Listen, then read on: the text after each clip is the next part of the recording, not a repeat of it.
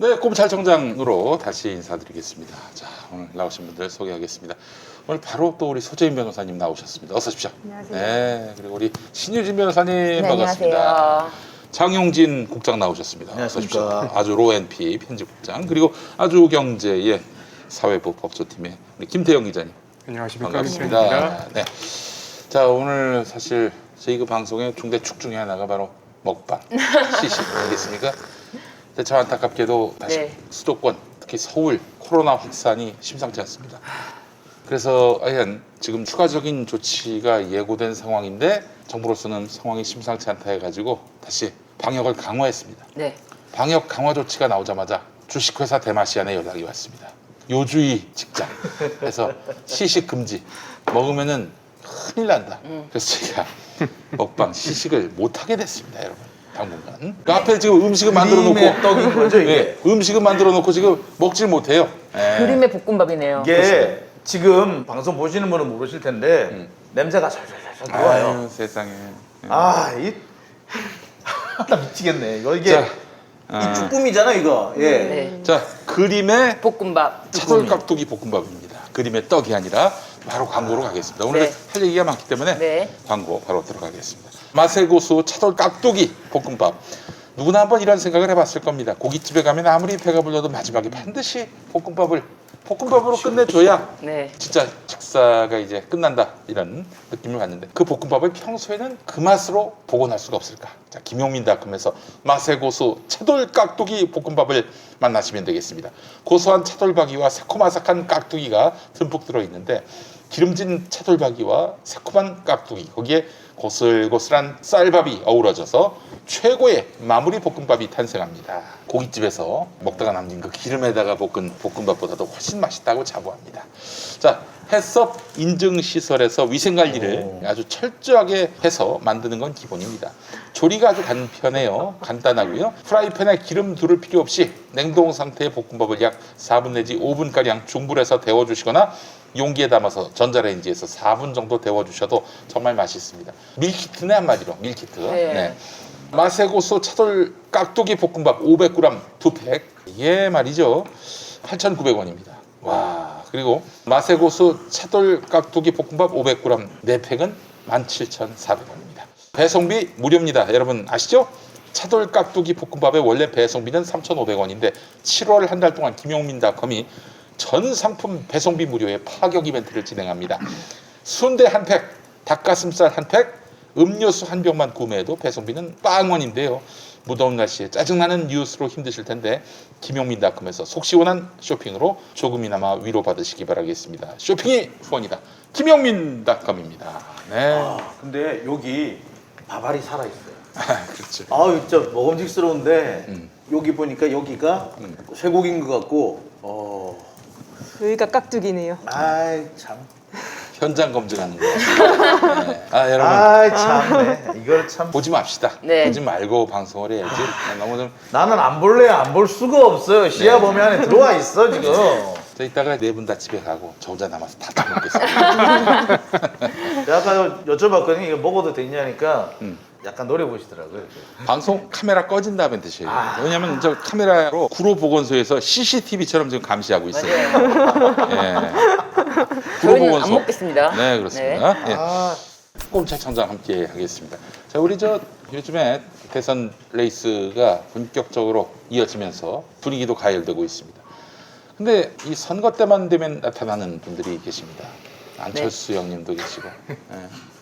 근데 안철수 형님은 그래도 나름대로 후보로서 두각을 드러내고 있는데 김부선 씨도 하여간 이재명 지사가 무슨 선거만 나오면은 항상 등장해서 불륜관계였다 이렇게 얘기하고 있는데 이게 보니까 지난번에 한번 점 사건으로 완전히 이제 공신력이 바닥이 됐는데 그 이후에도 계속 지금 강용석과 함께 나타난단 말이죠. 일단 그 얘기 좀 잠깐 했으면 좋겠어요. 아니 이렇게 얘기하는 사람도 있거든요. 아니 그거 아쉬우면은 화나면은 김부선 고소해라. 왜 이재명 가만히 있냐. 이런 식의 얘기를 하는 분들이 있습니다. 근데 이제 정치인이 정치를 하지 않는 사람을 고소한다는 거는 일단 기본적으로 손해가 되는 거예요. 소장을 내는 순간부터. 그렇죠. 아니 그런 부분도 그 있고. 고소장 내라는 사람은 뭐냐면 이거를 좀 더 이슈화 시키지 그러니 그럼 우리는 희닥거리고 할 텐 더 놀 텐데 실제로 이런 그 이슈화를 기획이죠. 노리고 하는 짓이에요 지금. 아니 이러는 게. 고소장을 내고 나서 고소인 혹은 고발인 조사 받을 때 한번 언론에 마이크가 들이밀어질 거고요. 그다음에 그리고 피고소인 김부선 씨 계속 와요. 피고소인 조사받을 때 또 한 번 와서 또 한마디 하겠죠. 근데 그분은 지난번에 뭐 생방송에서도 증거가 있느냐니까 증거 있는 부분에 대해서는 직접 대답을 해피래요. 그래서 믿을 수 없는 거 아니냐라고 했더니 대단히 질문이 부적절하다 뭐 이런 얘기로 해가지고 즉답을 다 회피해 나가더라고요. 그때 채널A 김진 씨하고 대답을 하는데 그런 식으로 해왔어요. 그리고 선거 때만 되면 나타난단 말이에요. 어디선가 누군가에게 무슨 선거가 생기면 짜짜짜짜 나타나는. 네. 예. 근데 이분은 보니까 확실히 그 효력은 좀 다했어요. 그 발언이 부적절하다, 뭐 표현이 부적절하다라고 해서 했지만 이재명 지사가 바지 한번 내리고 난 다음에 입증이 됐잖아. 내가 근데 또 내려야 돼? 라고 이제 이 얘기를 해야 되니까. 사람은 경기도지사이고 그래서 경기도지사의 그 어떤 행정력으로 영향을 미칠 수 있기 때문에 수원 아주대병원, 경기도 안에 있는 수원 아주대병원에서 검증받은 거는 검증이라고 볼 수 없다. 그래서 다시 받게 하자.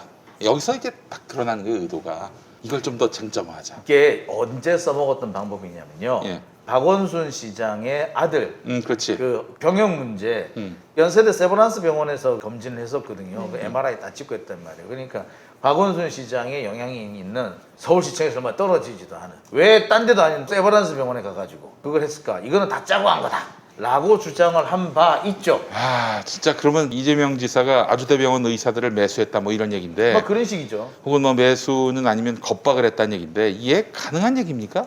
아니 그래서- 진짜 이게 이런 공론회장에서 이렇게 소란을 피우는 사람들은 언론이 이렇게 좀 솎아줘야 됩니다. 그러니까 이런 사람들은 언론이 각하해야죠. 말 그대로. 기사감이 아니니까 각하. 쌩 까야 되죠. 아이 저 아줌마 또 나왔어. 라고 해야 되는데 계속해서 먹이를 던져주면은 자꾸 뛰어나오는 거죠. 제가 이런 말해서 정말 죄송합니다만 관심이 필요한 분들한테 관심을 던져주면 자꾸 나타나요. 그래서 표현을 상당히 많이 낮췄습니다. 예. 우리 저 법률가 분들께서는 어떻게 보십니까? 저는 일단 법률적으로라기보다는 여기서 뭐 예를 들면 이재명 지사든 누구든 김부선을 고소하는 건 적절하지 않다. 저는 그렇게 봅니다. 예. 왜냐면 사실 그거는 이재명 지사도 그런 생각일 거예요. 예, 저는 이 아픈 사람을 법원에 아픈 데리고 사람. 가서 아픈 사람. 마이크를 어쨌든 간에 쥐어지고 자기가 또 막 거품을 물 거 아니에요. 네, 그리고 예전에도 이재명 지사가 이제 김부선에게 대응을 하려다가 보니까 권력자가 어쨌든 간에 한 여자를 저렇게 한다라는 어떤 그런 식의 어떤 작은 잡음도 굳이 아픈 사람을 고소까지 해서 그 아픈 사람이 얼마나 거품을 물지 저는 그것 때문에 피하는 것이 낫다라고 생각을 하는데 민주당 내부에서 공격을 하는 것도 지나치다라는 이야기가 있고 또 그 발언이 이재명 지사의 답변이 오히려 좀 부적절한 면이 있다라고 하지만 그로써 이제 더 이상 아무리 김부선 씨가 뭐 다시 해야 된다라고 해도 그거를 계속 더 이상 붙잡고 늘어질수록 그 공격 자체가 좀 치졸한 공격이다라고 민주당 당원 지지자들을 생각하지 않을까 싶어요. 그래서 사실은 김부선 공격을 김부선 씨의 그런 어떤 막말 앞으로 벌어질 막말을 걱정해서 선제적으로 뭔가를 하는 것은 별로 좋은 생각은 아닌 것 같다. 제 의견입니다. 저도 뭐 법적으로 할 만한 거는 이 사건에서는 뭐 이재명 지사 측에서는 전혀 없는 것 같아요. 대응을 안 하는 네. 것 같은데 근데 이제 지지자들이 보면은 네. 지지자들의 입장도 다르거든. 지지자들은 아니 저 사람을 왜 계속 언론들이 띄워주고 이 자체가 잘못된 그렇죠. 거죠. 언론들이 띄워주는 것 자체가 잘못됐죠. 예, 이거를 좀 제동을 걸 수 있는 방법은 없나?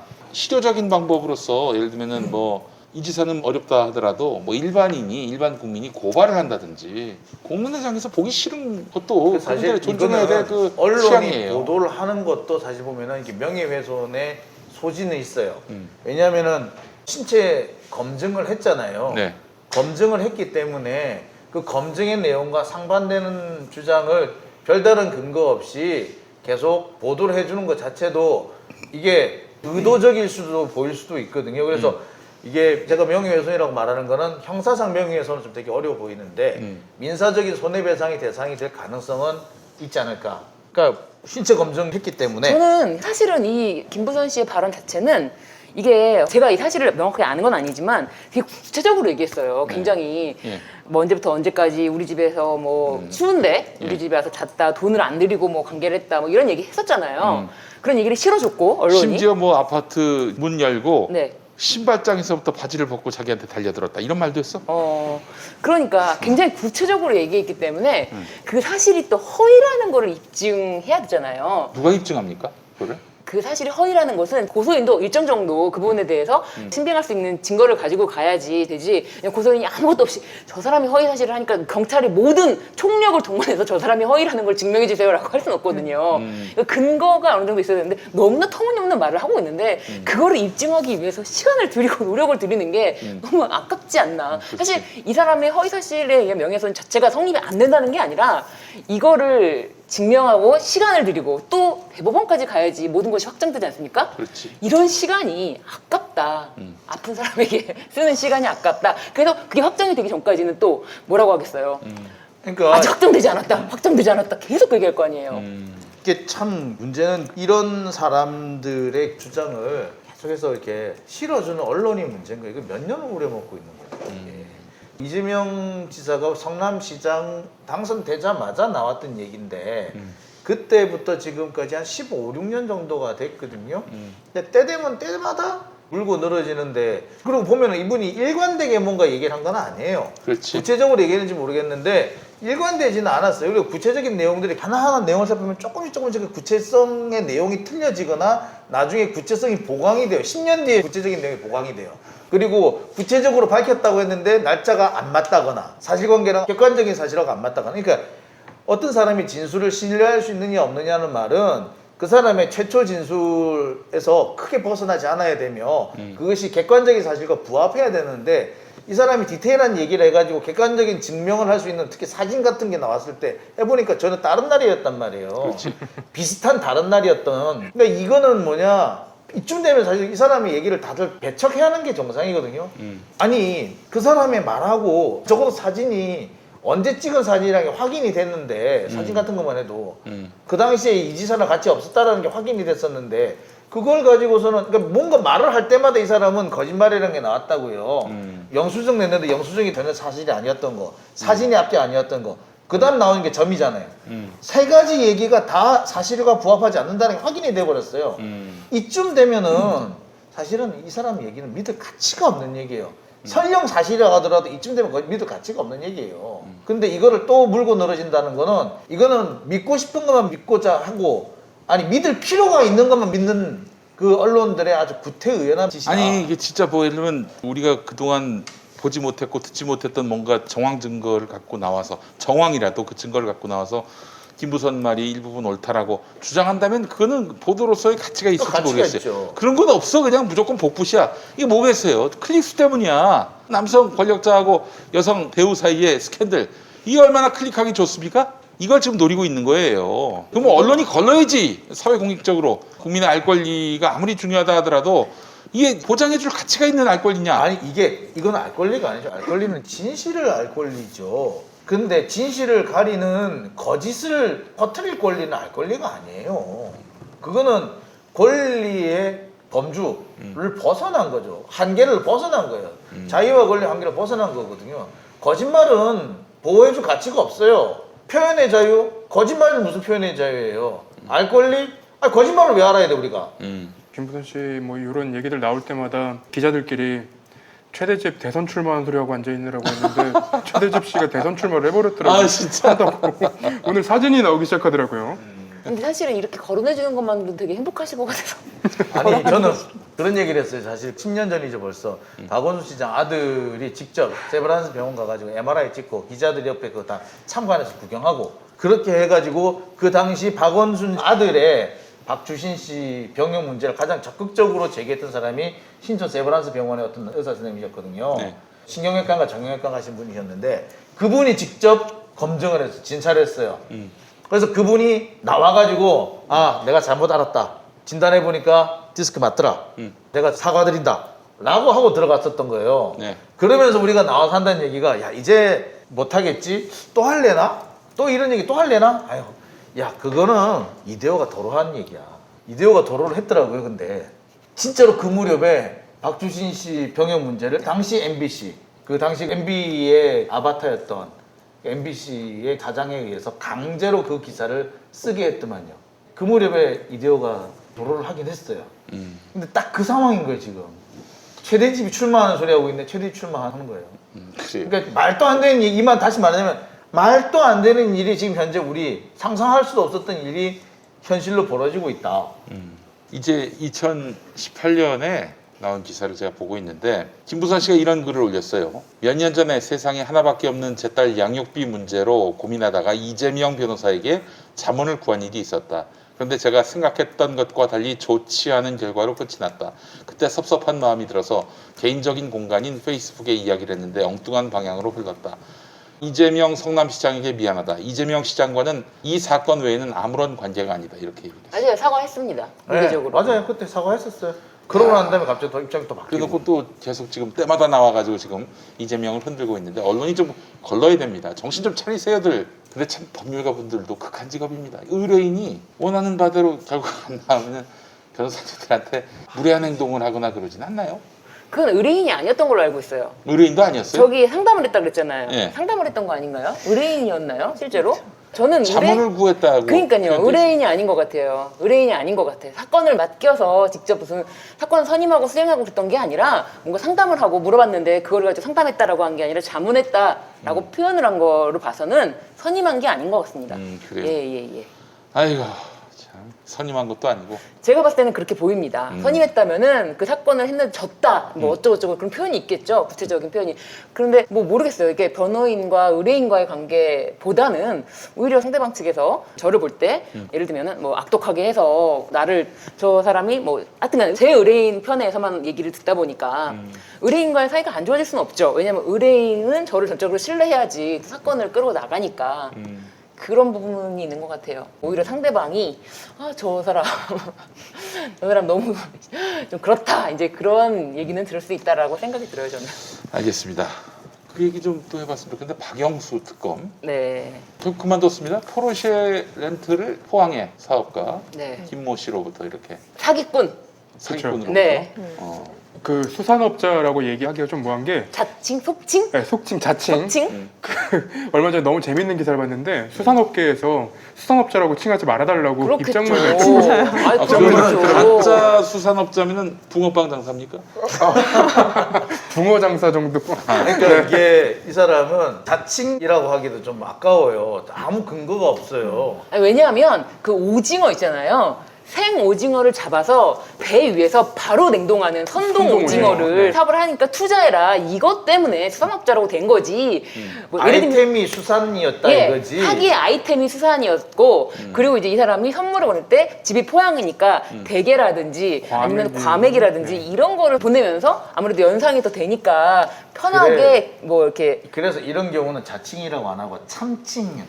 수산업자를 참칭하는. 참칭, 그 네. 참칭이지? 가짜 수산업자라고 이제 예, 그렇게 그렇죠. 명명을 하더라고요. 네. 그래서 이제 수산업자 이렇게 가짜 수산업자라고 얘기하거나 수산업자를 참칭하는. 참칭이라는 말이 너무 어려우니까. 가짜 수산업자 사건으로 이제 용어는 통일이 된 것 같아요. 이제 언론 뉴스 기사들을 보면. 근데 이 사건 자체는 굉장히 심플해요. 그러니까 2018년 6월부터 올해 1월까지 선동 오징어, 아까 말씀해 주신 것처럼 배에서 잡아서 바로 얼린 오징어 사업에 대한 투자금 명목으로 7명의 피해자를 속여서 총 116억 원을 편취한 그런 사건이 어마어마한 사건인데 이제 뭐라고 피해자들한테 얘기를 했냐면 선동 오징어 사업에 투자를 하면 수개월 안에 3-4배의 수익을 낼 수 있다 이렇게 이제 기망을 했고 그렇지만 실제로는 선박을 운용하거나 오징어 매매 사업을 하지 않았던 것으로 조사가 됐고요.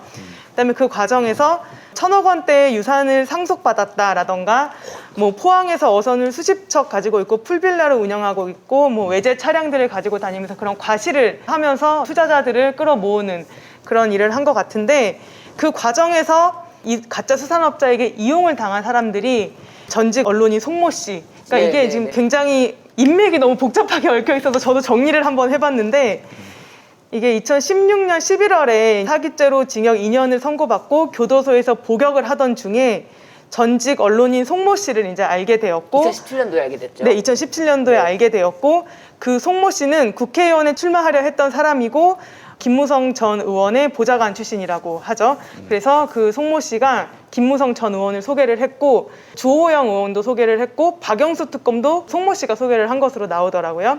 그리고 김무성 전 의원은 이동훈 논설위원을 소개를 하고 이동훈 논설위원은 홍준표 의원과 김정재 의원을 소개하고 또 박영수 특검은 이모 검사를 소개를 해서 이렇게 복잡하게 인맥이 이제 얽혀 있는데 이 소개를 받은 사람들은 제가 보니까 접대나 어떤 선물들을 받으면서 사기의 피해자가 되거나 사기의 어떤 수단으로 이용이 되거나 이런 사람들인 것 같아요. 그러니까 예를 들면은 김무성 전 의원의 형이 피해자인데 86억 원을 피해를 당했고 언론인 송모 씨도 17억 정도의 피해를 당한 거예요. 그래서 이제 총 피해 금액이 116억 원인데 그 중에 하면 약 100억 원이 김무성 전 의원의 형과 송모 씨가 투자한 돈이어서 한 16억 원 정도를 5명으로 평균을 내면 나머지 피해자들은 한 3, 4억 원 정도의 피해를 입게 된 것이고 일단 사건으로만 보면 피해 액수는 굉장히 크지만 단순 사기 사건으로 저는 보여요. 잡범이에요. 사기 네, 잡범이고 좀, 예. 제가 이제 이 사건을 요약을 하면은 이런 것이다라고 얘기를 합니다. 잡범인 사기꾼이 조선일보를 만났을 때 어떤 참사가 벌어지는지. 예, 좀 그런. 예, 여기에 등장하는 언론인들은 일단 이 사람이 저기 그 송모 씨 월간조선이죠. 그다음에 이동훈 그다음에 조선일보죠. 그다음에 엄성석. 엄성석. 네, 그 사람은 엄성석. TV조선. TV조선의 앵커죠. 네. 자 이렇게 돼 있었고 그 다음에 중앙일보 쪽으로 제가 알아요. 중앙일보 법조팀에 있는 이모 기자 또 여기 연로가 돼 있다는 지금 찌라시가 돌고 있어요. 근데 아마 제가 볼 때 그게 맞는 걸로 알아요. 논설위원 아닌가요? 아닙니다. 아닙니다. 아니에요? 네, 동명이인입니다. 그 찌라시가 요 분이 이제 회사를 옮겼는지 아니면 지금 중앙일보에 있는지 확인 안 그 됐어요. 사람은 또 김씨야. 네네. 헷갈려. 그러니까 이름은 같은데 네. 성이 김씨, 이씨, 그다음에 이씨가 2명. 네. 근데 또 동명이인이 2사람이고 네. 성은 다르고 이름이 같아가지고 헷갈리는 사람이 또 한 사람이 있어요. 젊은 애가. 아, 참 아무튼- 이 성이 김씨고 이씨면 참 다행입니다. 예를 들어 팽씨면은 빼박. 예전에 그 저기 최양락 씨가 스포츠 신문에 났는데 일면에 최양락 팽모 개그맨 후배와 결혼 열애설 뭐 이렇게 있어서 네. 그 누구야? 한 사람밖에 특정이 안 되는 거 아니야? 그래서 하던 얘기가 요 법조 기자로 거론되는 분이 최근에 회사를 그만뒀다라는 찌라시도 돌고 있어서 아마 요게 아니땐 불뚝에 연기가 날까라는 생각은 좀 듭니다. 그래요. 이 사건 자체는 이제 금액이 큰 단순 사기라고 볼 수가 있는데 이 사건이 이렇게 언론을 지금 지난주부터 떠들썩하게 계속 실시간으로 이제 언급이 되고 있는 이유는 청탁금지법 위반 혐의로 입건된 그 4명. 최근 이제 검찰 인사에서 부부장 검사로 강등된 전 부장검사 그리고 전 포항남부경찰서장 그리고 이동훈 전 조선일보 논설위원과 엄성섭 TV조선 앵커가 청탁금지법 위반 혐의로 입건이 되었고 이제 받은 것들을 보면 그 전 부장검사 같은 경우는 명품 시계, 현금, 자녀 학원비 등을 받았다고 하고 이제 취재와 조사된 바에 따르면 그리고 이동훈 전 조선일보 논설위원 같은 경우는 수백만 원 상당의 골프채를 받았다고 하고 엄성섭 TV조선 앵커는 이제 중고차를 받았다고 하는데 여기서 또 이제 항변들을 다 이제 박영수 특별검사나 박지원 국정원장도 이제 언급이 되고 주호영, 김정재, 홍준표 의원들도 다 언급이 되어서 이제 이런 어떤 거물급의 정치인들이 연관이 되니까 뭔가 되게 큰 일이 있을 것 같아서 일단 그 뒤에 무슨 일이 있는지 사실 진실은 이제 알 수가 없지만 그거는 조사를 통해서 나올지 안 나올지 모르겠지만 현재까지 나온 것에 따르면은 인맥을 쌓기 위해서 선물을 보내고 일방적으로 좀 소개를 받은 그런 일방적으로 선물을 보내고 일방적으로 뭐 사진을 찍고 하면서 그 친분을 과시하면서 그걸 사기의 어떤 도구로 활용하는 그런 일을 한 것 같은데 엄성석 TV조선 앵커 같은 경우에 항변을 해요. 중고차를 받았잖아요. 그런데 여기에 대해서 뭐라고 항변을 하냐면 김씨 회사에 대해서 홍보 모델의 대가로 받은 것이다 라면서 이런 혐의를 부인을 했다고 해요. 그러면 이게 뭐겠어요? 홍보 모델을 해줬다는 얘기잖아요. 엄성서 TV조선 앵커가. 그러면은 이 김모 씨는 엄성서 TV조선 앵커를 이용해서 그걸 또 사기의 범행에 또 이용을 했다는 게 되죠. 이거를 보여주면서 그러네. 투자를 해라라고 했을 거 아니에요, 사람들한테. 그런 게 있는 거고 아까 처음에 말씀하셨던 박영수 특검 같은 경우는 굉장히 이제 박근혜 국정농단 사건을 수사하면서 고생을 많이 하셨던 것으로 알고 있어서 좀 안타까움을 이제 많이 불러일으키고 있는데 김 씨가 운영하는 렌터카 회사 차량을 시승하고 이틀 후에 반납했다. 뭐 렌트비 250만 원을 전달했다라면서 이제 의혹을 일단 부인을 했다고 해요. 그러니까 그 박영수 특검의 부인이 고가의 포르쉐 차량을 이제 사려고 하는데 시승을 한번 해보고 싶다 이런 얘기를 듣고 이 김모 씨가 차를 이제 한번 시승해보라고 빌려줬던 것 같아요. 그래서 이렇게 의혹을 부인은 했는데 어제 이제 입장문을 통해서 사의를 표명하는 그런 일이 있었죠. 네. 그리고 주호영 의원이나 김정재 의원이나 홍준표 의원, 박지원 국정원장 같은 경우는 그냥 일방적으로 소개를 받아서 선물을 받고 이랬는데 이게 이제 앞으로 김영란법 위반이 될지 안 될지는 문제가 될 텐데 간단하게 말씀드리면 수산물 같은 경우는 10만 원 이하면은 그렇게 특별하게 큰 문제가 되지는 않을 것 같습니다. 네, 그 예, 부분은. 수산물 같은 경우는 네. 이거 돌려주기도 참 멋이하거든요. 그래서 특별히 문제는 안 될 것 같긴 한데 저는 이 상황을 보면서 그동안에 법조 기자들이라든지 왜 법조계의 기자들이 이상하게 얽혀들었을 때 어떤 참사가 생기는지 기자가 법조계를 가까이 하는 것은 정말 권력을 감시하고 우리 사회 지도층이라는 사람들의 부패를 막는 역할을 하는 것인데 그 기득권 세력에 부화내동했을 때 어떤 일이 생기는지 이게 일어난 거예요. 핵심이네 그게. 예, 정말 잡범에 불과하던 자가 우리나라 최고 권력자들 그다음에 난다 긴다는 사람들을 상대로 사기를 벌이는 그리고 그 사람들이 그걸 가지고 떵떵거리고 보니까 그 외제차 렌트 사업을 했더만요. 네. 그거는 또 업체가 있어요. 그런 걸 해서 했다는 건 뭘 말하는 겁니까? 실체는 딱 그거 하나 있더라고요. 그게 뭐냐면 사기친 돈을 받아가지고 그렇게 돌린 거잖아요. 이게 뭘 말하는 거겠습니까? 이걸 바탕으로 해서 또 다른 사기를 쳤으려고 그랬을 거야 아마. 그렇겠죠. 만약에 그게 터졌다면은 어떤 일이 생길지도 몰랐을 거예요. 만약에 지금도 보면은 이제 김무성 전 의원의 형 같은 경우에 사기를 당했다는 걸 알고 이분이 일단 고소를 하시면서 상황이 급반전이 된 걸로 지금 알고 있는데 그러면서 연이어서 지금 팡팡팡팡 터지고 있는 걸로 알고 있거든요. 근데 다시 한번 제가 말씀드립니다만 기자가 법조나 또는 권력자들한테 잘못 얽혀들면은 어떤 일이 생기는가 가장 잘 드러내주는 겁니다. 네. 저는 그렇게 생각이 들더라고요. 한 말씀만 드리면은 이 사건은 이제 이거에 대해서 기사를 많이 쓰고 있는데 여든 야든 양쪽의 인물들이 나와요. 그리고 뭐 박영수 특검 이야기도 나오고 그러니까 누구를 물어 뜯어야 될지 아직은 모르니까 다 나열해 놓고 사람들이 관심이 이제 좀 더 가는 쪽으로 더 파겠죠. 그런데 지금 우리나라가 정말 그만큼 인맥, 내가 믿는 사람의 소개라면 이런 어떤 믿음을 또 주는 그 사람의 최초의 그 인맥이 지금 장영진 국장님이 말씀하신 것처럼 월간조선에 네, 있던 송모 그 씨. 송모 씨예요. 근데 그 송모 씨가 사실 교도소에서 만났다는 사실을 숨기고 네. 이제 소개를 한 거고 그 과정에서 송모 씨는 사실 방송도 많이 하셨고 그리고 그때 공선법 위반만 아니었어도 거의 국회의원까지 당선이 될 수 있는 상황이었다고 해요. 그러니까 이 사람이 소개하는 정도고 그리고 외제차를 정말 그렇죠. 수십 대를 굴리고 현금을 막 굴리고 몇 억을 갑자기 그러니까는 그런 어떤 외적으로 보이는 것에 너무 현혹 당하거나 그런 신뢰를 주거나 무슨 사고를 치겠어 이런 어떤 그냥 믿은 사람 믿고 사는 사회 이런 것 자체가 참 문제구나 그런 생각이 들더라고요. 뭐 이렇게 비싼 차를 턱턱 빌려줄 사람이면 나한테 사기치겠어 사기칩니다 그런 사람들. 네, 맞아요. 이렇게 처음 만나서 본인의 인맥을 그렇게 과시하거나 뭐 본인의 재력을 과시하거나 이런 경우는 일단은 좀 조심을 하는 게 맞죠. 그래서 네. 홍준표 의원 같은 경우는 이렇게 쓰셨더라고요. 이동훈 씨 소개로 김 씨를 만났는데 포르쉐와 벤틀리 등 차량이 5대나 있다며 사진을 보여줬다. 좀 이상한 사람 같아가지고 만나지 않았다. 이렇게 저녁은 먹었다고 해요. 저녁은 먹었다고 하네. 네. 그 한 번 김모 만났지만 씨 같은 경우에는 자기를 다른 사람들한테 소개시켜준 네. 깜빵동기 송모 씨를 등쳐먹었어요. 그러니까 그렇죠 17억. 그러니까요. 그게 제일 충격이더라고요. 저는. 그러니까 동씨 그 사람은 집을 팔아서 이게 했던 모양인데 그분은 지금 정말 발등을 찍고 싶을 거예요. 자기 손해도 손해지만 그러니까요. 자기가 그 자리에 사실상 보면 범죄 사기 행각을 도와준 그렇게 된 거죠, 거잖아요. 결국은. 자기가 이제 의도는 안 한 것 같은데 네, 그렇죠.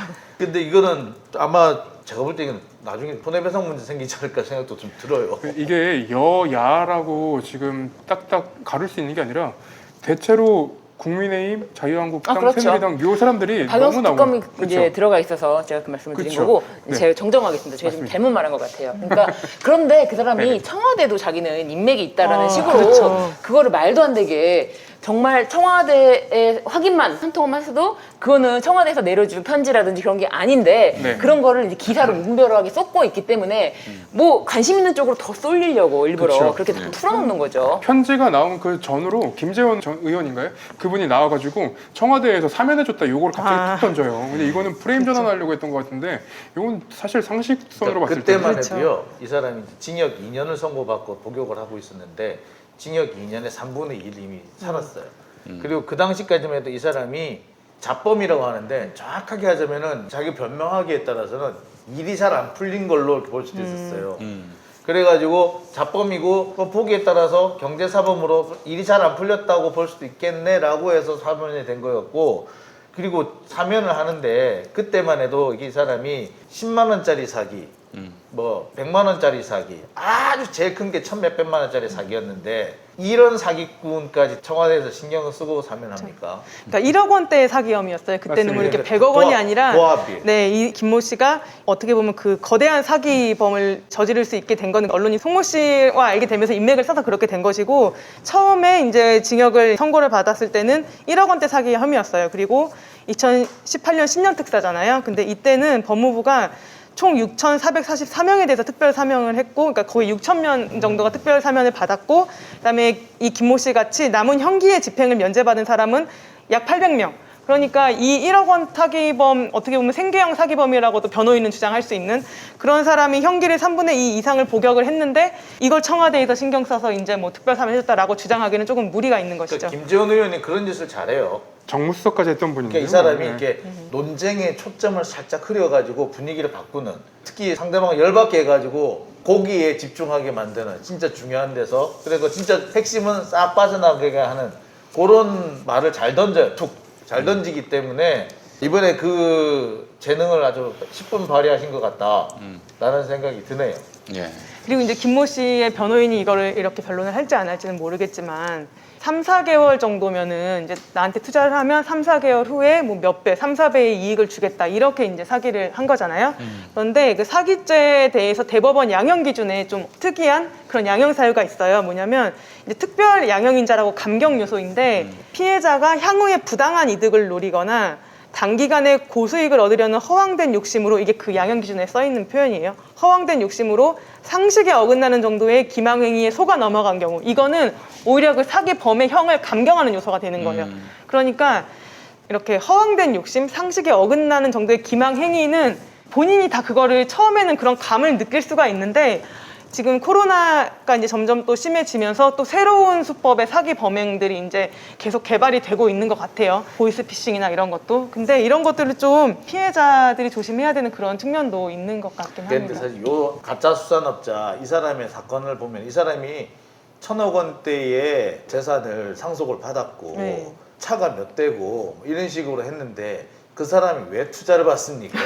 서너 배씩 남는 장사를 하는데 내가 왜 투자를 받아요? 그렇죠. 최근 재판에서 이 사건은 게이트가 아니라 그냥 단순 사기 사건이라고 얘기했는데, 물론 그 재판만 보면은 그럴 수도 있죠. 근데 게이트라고 생각하지 않아요, 저도.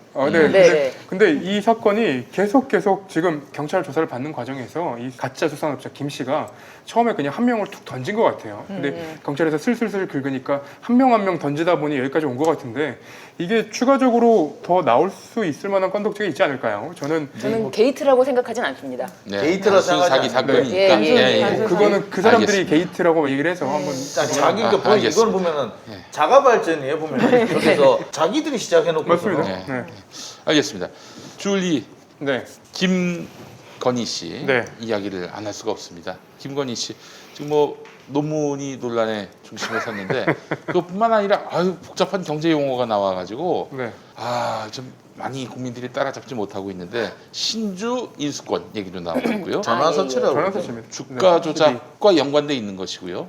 또 조국 전 장관이 진정한 사모펀드 전문가는 김건희다 이런 얘기가 나오고 있는데, 자 지금 김건희 씨에게 이런 드리워진 여러 의혹들 하나하나 좀 짚어봐야 될 것이고, 이게 제일 중요한 거는 그 사람의 개인 비리가 아니라 사실은 윤석열 씨가 비호를 한 게 있었는지, 윤석열의 부인이 아니고서는 할 수 없는 그런 비리 의혹이라면은 이거는 따져 물어야 합니다. 이 사람이 지금 유력 대꼬주자니까요. 투톱 중에 하나니까요. 김건희 씨 이야기가 지금 도마 위에 올랐습니다. 지난 주간에 또 우리 은순이 누나가 바로 법정 구속이 되고 3년형을 받았고요. 지금 한 7건 정도 윤석열 씨까지 포함해서 7건 정도가 지금 수사 중이거나 재판 중인 그렇죠. 사안들인데 지금 예. 가족 장모 윤석열 씨의 이제 가족 장모 측근 사건을 살펴보면 도이치모터스 사건, 부인권으로 도이치모터스 사건과 그리고 코바나 컨텐츠 오해 협찬 의혹 등이 이제 수사를 받고 있고요. 그리고 장모권 같은 경우에는 이제 요양급여 부정수급 같은 경우에는 실형이 나와서 법정 구속이 됐고요.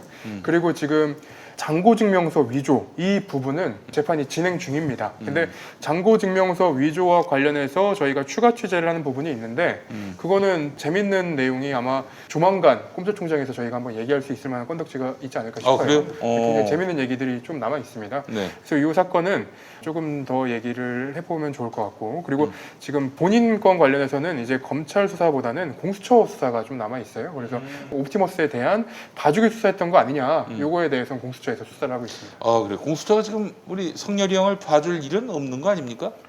봐주면 정치적인 논란에 휩쓸리지 않을까 생각이 근데 듭니다. 사실은 그 재임 했을 때 현직에 있을 때는 눈치 봤어요. 사실 우리 네. 성렬이 형을. 아니 뭐 그때는 뭐 공수처가 정식으로 발족을 한 게 아니었기 때문에 열심히 지금 공수처가 만들어지고 있는 상황이어서 뭐 그럴 수밖에 없었던 부분도 있고요. 지금 공수처 입장에서는 이번에 공수처는 공수처대로 검찰을 좀 길을 들여놔야겠다. 기세를 꺾지 않으면 우리가 영원히 검찰에 뒤치다거리만 해줄 수 있겠구나라는 위기의식을 느끼고 있는 것 같아요. 그렇게 봤을 때 일단 적어도 초반에는 옵티머스 관련이라든지 여러 가지 제기된 수사를 봐주기로 넘어가기는 어렵다라고 하는 게 맞을 것 같아요. 근데 이제 문제는 이 윤석열 후보의 태도예요. 제가 볼 때는. 지금 김건희 씨, 뭐 하여튼 뭐 줄리, 이름이 뭐 여러 가지 있습니다만 이분과 관련해서 당장 도이치모터스와 관련해 가지고는 주가 조작 사건과 전환사채 특혜 이 두 가지가 걸려 있단 말이에요. 근데 여기에 김건희 대신에 정경심이라는 말을 써놨을 때도 지금처럼 아무렇지 않게 넘어갈 것이냐. 네, 그러겠지. 윤석열은 뭐라고 얘기했냐면 이게 문제 없는 것이고 정상적인 투자고 특혜도 없었다. 그런데 만약에 그게 정경심한테 받은 것이었다면 이걸 그런 식으로 넘어가겠느냐. 적어도 문제가 없고 정상적인 투자고 특혜가 없었다고 하더라도 수사는 할 거예요. 왜? 누가 보더라도 객관적으로 의심스럽잖아요. 누가 시가보다 싸게 왜 팔아줍니까? 왜 그걸 넘겨줍니까? 그리고 주가 조작을 하는 사람한테 돈과 주식을 왜 넘겨줍니까? 그 십수억 원대를. 이거는 누가 보더라도 의심스러울 수밖에 없어요. 정말로 깨끗하면 아유 수사해 주세요 라고 나가 얘기하겠네. 그게 아니고서는 문제가 없다, 정상적인 투자다, 특혜가 없다라고 얘기한 건 이거는 유체 이탈화법이라고 그러죠. 배째라. 아니 근데 제가 아까도 얘기했습니다만 윤석열을 검증하는 기준은 누구? 조국이다. 조국 하듯이 윤석열도 털라고요. 그래야지 이게 공정한 거 아닙니까? 그런 혹독한 검증을 통과해야지. 그래도 동일하게 혹독한 조건이라고 하더라도 사실 윤석열 후보는 훨씬 유리해요. 왜? 자식이 없거든. 볼모가 될 자식이 없는 거예요. 그때 훨씬 유리한 조건이에요. 똑같이 혹독하게 한다 하더라도. 그러니까 동일하게 자신이 조국한테 했던 것처럼 지금 그런 수준의 검증을 받아야 한다. 이렇게 얘기해야 되는데 자꾸 그 검증을 회피하고 있어요. 아니 그거 보니까 열린민주당 최강욱 대표가 고발한 사건이 실형이 나온 최은순 사건 아닙니까? 그래서 그렇죠. 저 징역 3년 나왔고 그래서 법정 구속됐는데 근데 같은 고발장 안에는 김건희에 대한 고발도 있었단 말이에요. 네. 근데 그건 아직까지 수사 중. 기소 여부도 결정이 안 났어요. 그렇죠. 김건희 씨 관련한 의혹들은 한 6개월 정도, 7개월 정도 지금 검찰에서 가지고 있습니다. 근데 이거는 윤석열 후보가 현직에 있을 때는 당연히 검사들이 못했을 거라고 느껴집니다. 왜냐하면 제가 오늘 좀 재밌는 얘기를 들었는데 이게 뭐 사실관계는 확인을 할 수 없습니다. 근데 이 재판이 끝나고 나서 그 관련 재판에 나왔던 윤석열 후보자의 그 장모 최 씨가 재판에서 조금 자기한테 불리한 얘기를 했었나 봐요. 그러니까 검사가 같이 엘리베이터를 타고 나가면서 어머니 그렇게 말씀하시면 어떡합니까? 이런 말을 했다고 합니다. 근데 그게 사실관계는 확인이 되지 않아요. 그냥 옆에서 엘리베이터를 탔던 분이 이렇게 들었다라고 저한테 전달을 해준 거기 때문에 그분의 주장이 사실관계가 맞는지 모르겠습니다. 다만 그 관련된 사건들에 대해서 검찰에서 왜 이렇게까지 수사를 진행하지 못했나라는 의심은 가질 수 있는 부분이라고 저는 생각합니다. 근데 검사가 엘리베이터로 따로 같이 엘리베이터 안 타고 하지 않나요? 타는데 네. 네. 같이 타고 내려가는 엘리베이터 따로 경우도 있지 않나? 같이 안 타거든요. 그죠. 그래서 네. 지금 그 말이 저는 조금 게다가 또 네네. 의정부 아니었나요? 그 재판은? 의정부 아니면 동부지법이었을 겁니다. 거기. 그 동부예요, 동부지법이었나요? 네네. 동부 하여튼 아, 그래서 검사나 엘리베이터 뭐 같이 타진 않는데 그리고 동부도 그 전달해 주신 분을 좀 그게 뭐냐면 동부도 옮긴 지 얼마 안 같이 안 타요. 네. 온 지가 얼마 안 되고 그 전에는 엘리베이터가 없었어요. 이용 통로가 다릅니다. 네. 네. 이용 통로도 그런가요? 다르고. 네. 저는 정경심 교수 재판 끝나고 나서 검사님들이 엘리베이터 타고 가는 거 많이 봤는데 전 같이 타고 내려온 적도 있는데 네 그렇습니다. 그러니까 네. 저기 중앙지법 같은 경우는 가끔씩 그렇게 얽히는 경우가 네, 있긴 가끔 하더라고요. 같이 탄 적은 있는데 이게 네. 원래는 같이 네. 아무튼 심지어 그분 피고인이랑 그분들의 경우에는 자기들이 피해를 받았기 때문에 어느 정도 뭐 그런 얘기를 저한테 해준 것 같긴 한데 일단은 그 부분은 차치하고 나서더라도 윤석열 후보자가 힘이 있는 그 시기에는 당연히 수사가 제대로 진행됐을까라는 부분은 의문이 남아 있는 거고 최근에 윤석열 후보자가 이제 검찰에 남아 있는 자기 후배 검사들한테 그런 얘기했다고 하죠. 잘 버텨라라고 얘기를 하는 것들 그러니까.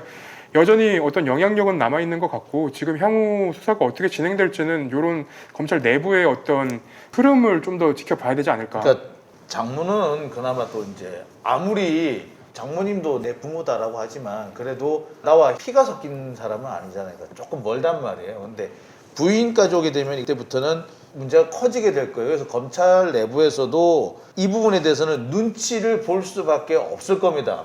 설령 윤석열 후보가 대통령 후보가 아닌 그냥 전직 검찰이라고 하더라도 전직 검찰총장의 부인을 사기죄로 이게 정말 실형이 나올 수 있는 거를 기소하는 거는 쉽지가 않을 겁니다. 어느 검사든 전직 현직을 가리지 않고 그래서 좀 더 눈치를 많이 보고 있다고 봐야 돼요. 뭐야 그게 그러면은 나 참. 그래서 나오는 게 이제 이게 공수처로 넘어가야 된다. 근데 그치. 코바나 콘텐츠 건 같은 경우는 뇌물죄가 되기 때문에 공수처로 갈 수가 있을 것 같아요. 근데 그 이제 우리 김건희 씨를 보고 뭐 협찬을 했을 리는 만무할 테니까. 그 다음에 지금 뭐 저희가 지금 몇 가지 짚고 있는데 이 코바나 콘텐츠가 이게 꽤 여러 가지 그 거장들 외국 거장들의 작품을 전시회를 열어가지고 되게 유명해졌다고 하잖아요. 그래서 나 이게 도대체 뭐가 얼마나 유명하다고 뭐 좀 그냥 작품 가져와가지고 전시하면 되지 뭐 이랬는데 거장의 작품을 전시하기 위해서는 기본적으로 드는 돈이 많다고 해요. 일단 전시장도 일정한 규모가 있는 전시장을 빌려야지 전시회를 열 수가 있고 그러니까 일단 대관료가 있을 거고요. 그 다음에 이 그림이라는 게 꽤 비싸잖아요. 근데 쉽게 들고 갈 수 있습니다. 그렇기 때문에 경비를 충분히 쓸 수 있어야 되고 운송하는데도 상당한 비용이라든지 보안이 필요할 겁니다. 이게 비행기에 덜컥 싣고 오는 게 아니라 이게 꽤 정성껏 들어오는 거기 때문에 운송비가 상당히 비싸대요. 그리고 제가 정말 깜짝 놀랐던 게 보험료가 어마어마하다. 그쵸. 도난보험, 파손보험 그렇지. 이 보험이 어마어마하기 때문에 이거를 감당하는 데 들어가는 비용이 장난이 아니라는 거죠. 그러니까 그 샤갈전 뭐 이런 거 했다 하잖아요. 샤갈전 같은 경우는 이렇게 몇 개만 갖다 놔도 그러니까 자기 보면 조 단위가 들었다라고 이렇게 전시할 때 작품의 총 가액이 조 단위다. 뭐 1조 얼마다, 뭐 2조 얼마다 이렇게 하는데 그 조 단위의 작품을 가져와서 전시를 하려면은요. 보험을 들어야 돼. 파손보험, 그렇지. 도난보험 들어야 되는데 조 단위다. 만약 1조다 치자. 그러면은 이게 보험료를 0.1%를 낸다고 하더라도요. 얼마냐? 10억입니다. 10억을 턱 내야만이 일단 시작이 되는 거예요. 보험료만. 그런데 여기 운송비, 그 다음에 경비에 들어가는 어떤 그 보안 경비, 대관료, 그 다음에 뭐 인테리어 같은 걸 미리 해야 될 거 아니에요? 그 네. 인테리어 이런 것까지 한다면 들어가는 비용은 홍보 비용까지 포함했을 때 글쎄 제가 볼 때는 적어도 수십억, 최대 100억대가 넘는 돈이 필요할 거예요. 이 돈을 어떻게 확보를 합니까? 그리고 이런 것을 했을 때 후원사나 광고사를 확보하지 못하면 엄청난 손해가 날 겁니다. 그러면 그 정도의 협찬을 끌어올 수 있는 능력이 있는 사람이어야 되겠죠. 그래서 이게 쉽지가 않다고 하더라고요. 그러니까 이걸 운영했다고 하는 거는 사실은 정관계에 상당한 인맥이라든지 뒷배가 있기 때문에 가능하다. 그렇지. 윤석열 외에. 어. 그리고 이 사람이 재산이 물론 많긴 합니다만 100억대 정도의 투자금을 일시에 쏟아붓고 회수할 수 있는 능력은 되느냐? 그것도 아니에요. 김건희 씨가 가진 돈이 많은 게 아니라 돈은 주로 장모가 가진 돈이란 말이에요. 그리고 현금 100억을 이렇게 끌어올 수 있는 사람은 없어요. 장모도 보면은 현금 100억을 끌어야 되는 게 아니라 300억 원짜리 잔고 증명서를 가짜로 위조를 했단 말이에요. 근데 잔고 증명서 위조해가지고는 이렇게 큰 전시회를 열 수가 없어요. 그렇다면은 이 사람들은 과연 도대체 뭘까? 정말 김건희 혼자서 이걸 할 수 있었을까? 아니면은 우리가 모르는 뒷배가 또 있단 말인가? 어떻게 보자면 그 뒷배가 지금 윤석열을 대선까지 밀고 오고 있는 건 아닌가? 라는 생각도 할 수 있는 거죠. 그래요. 부부는 경제 공동체다. 이 말을 또 우리 성렬이 형이 하시잖아요. 네, 너무 명언입니다. 진짜 그는 진리의 말씀이에요. 그렇기 때문에 이 김건희 씨 연루된 사건이 적어도 최소한 2012년 이후의 일이라면은 성렬이 형하고 무관하다라고 볼 수가 없는 부분들이 많습니다. 그러니까 예. 코바나 콘텐츠 부분에 대해서는 대부분의 법조인들이 이건 딱 떨어진다. 이거는 뇌물이거나 적어도 김영란법 위반이다. 이거를 빠져나가기는 쉽지 않아 보인다.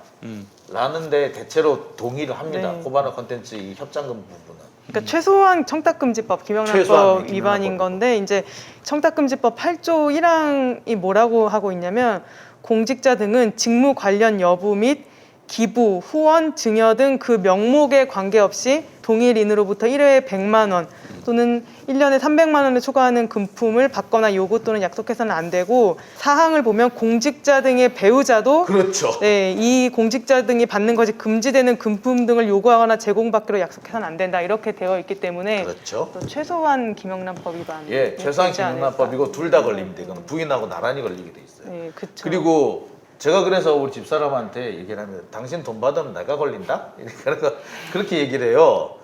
그러니까 우리 집사람이 진짜 돈도 못 벌어오는 게 이런 거나 이런 식으로 얘기를 막 투덜거리고 그랬는데 기자도 사실 김영란법의 네, 맞아요. 대상이 언론, 되잖아요. 네, 예. 언론인도 그렇기 대상이 때문에 이 건은 기자들도 좀 분개해야 돼요. 기자는 안 되는데 검찰총장은 된다? 그건 공정과 정의에 어긋나죠. 예.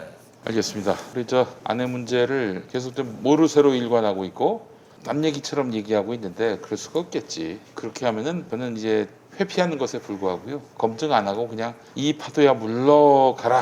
뭐 이렇게 시간이 가기만을 기다리는 그런 행태로 볼 수밖에 없습니다.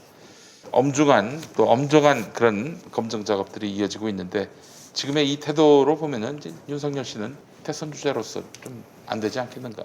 부적절한 사람이 아닌가 하는 그런 생각을 해봤습니다. 원전 문제도 그렇고요. 아유 큰일 날 사람이에요. 생각해 보면은. 네. 탄소 중심 탄소, 오타가 났는데 탄소 탄소 중립이 중립이었죠. 아니라 탄소 중심이라고 한 것도 그렇고. 정말 저분은 약간 무식한 건가? 이게 그 옛날에 우스갯소리에 등장하는 얘기들이잖아요. 탄소 중심. 네. 그 짝퉁 뭐 이런 얘기할 때 많이 등장하는 그런 얘기들인데 그거를 쫙 보면서 기가 차는 거예요. 보면서 야, 참 대단하다. 그리고 저는 여기서 꼭 짚고 싶은 게 있어요. 제가 이제 며칠 전에 페이스북에서도 썼는데요. 탈원전이란 말을 썼어요. 탈원전 반대, 졸속 탈원전 정책 반대. 그런데 우리나라에는 탈원전 정책을 쓴 적이 없어요. 문재인 정부도 탈원전 정책을 쓴 게 아닙니다. 탈우라늄이죠. 원전에는 여러 종류가 있습니다. 토륨 원전, 우라늄 원전, 그 다음에 고속 증식로, 그 다음에 모듈화 원전, 소형 원전 여러 가지 종류가 있어요. 그 중에서 초대형 우라늄 원전을 폐기하고 다른 원전으로 넘어간다는 겁니다. 쉽게 말해서 이거 뭐라고 비유할 수 있느냐면 디젤 자동차니 가솔린 자동차니 이거 환경오염이 너무 심하니까 그거 제끼고 전기 자동차로 넘어가는 거랑 똑같은 거예요. 그런데 우리나라는 디젤 자동차 잘 만들고 디젤 엔진 잘 만들고 가솔린 자동차 잘 만들고 가솔린 엔진 잘 만드니까 전기차로 넘어가면 안 돼 라고 말할 수 있나요? 세계적인 추세인데 마찬가지인 겁니다. 우라늄 원전은 전 세계가 이거 쓰면 안 되겠다. 왜? 플루토늄 때문에. 딴 건 모르겠는데 플루토늄이 이게 너무 이게 독한데 어디 묻을 데도 없는 거예요. 누가 말했다나 전문가들은 그렇게 표현합니다. 화장실이 없다고. 그래가지고 그렇지, 치워야 되는. 똥을 아무데나 싸는 거라고.